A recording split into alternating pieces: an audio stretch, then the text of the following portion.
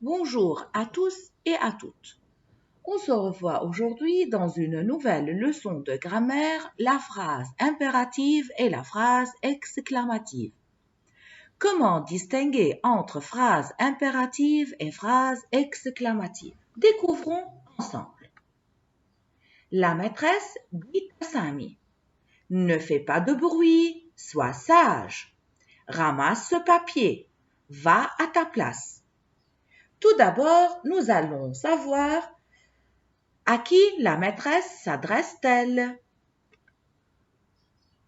La maîtresse s'adresse à Sami. Dans les deux phrases, nous allons souligner les verbes et on va dire de quel verbe s'agit-il. Dans la phrase A, le premier verbe, c'est le verbe fait. Le deuxième, c'est soit. Fait, c'est le verbe faire. Soit, c'est le verbe être. Dans la phrase B, ramasse est le premier verbe, va est le deuxième verbe. Ramasse, c'est le verbe ramasser. Va, c'est le verbe aller. Dans ces phrases, les verbes donnent des ordres et ne sont pas accompagnés d'un sujet exprimé. L'une de ces phrases se termine par un point, par exemple, ne fais pas de bruit. C'est une phrase qui donne un ordre, qui n'a pas un sujet exprimé et qui se termine par un point. Sois sage, encore, c'est une phrase qui donne un ordre, qui n'a pas un sujet exprimé, mais qui se termine par un point d'exclamation. Passons à B. Ramasse ce papier. C'est une phrase qui donne un ordre, qui n'a pas un sujet exprimé et qui se termine par un point. Va à ta place.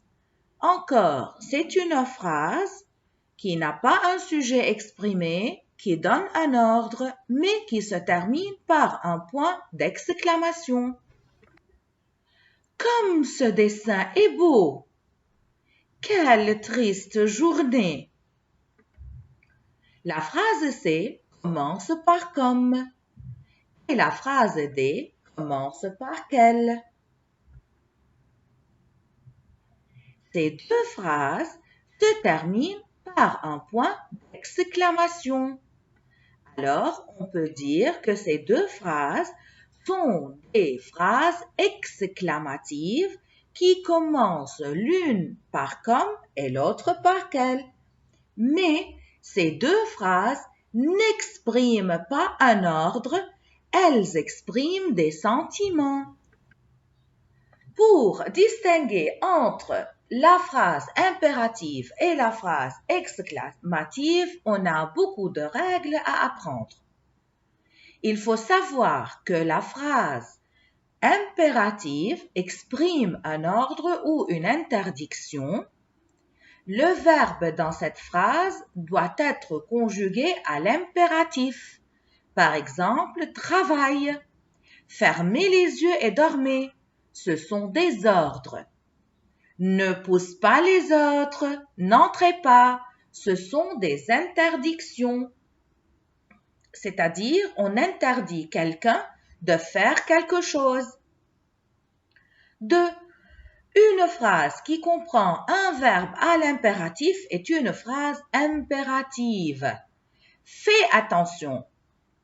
C'est le verbe faire conjugué à l'impératif. Ne va pas dans la cuisine. Va, c'est le verbe aller conjugué aussi à l'impératif.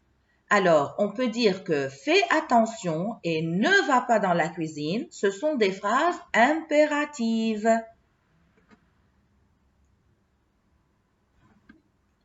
Une phrase impérative peut se terminer par un point ou par un point d'exclamation. Soyez sage, c'est une phrase à la fois impérative et exclamative. Elle est impérative parce qu'elle commence par un verbe à l'impératif et elle n'a pas un sujet exprimé et par suite elle se termine par un point d'exclamation. Alors, elle est à la fois impérative, exclamative. Faisons ensemble ce devoir est une phrase impérative. Elle commence par, elle donne un ordre, elle commence par un verbe conjugué à l'impératif, mais elle se termine tout simplement par un point simple. Dans une phrase impérative, le verbe n'a pas de sujet exprimé.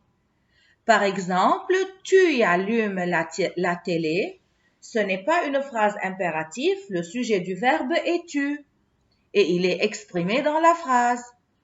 Tandis que dans allume la télé, c'est une phrase impérative, le verbe allume n'a pas de sujet exprimé. On ne peut pas trouver le verbe dans cette phrase.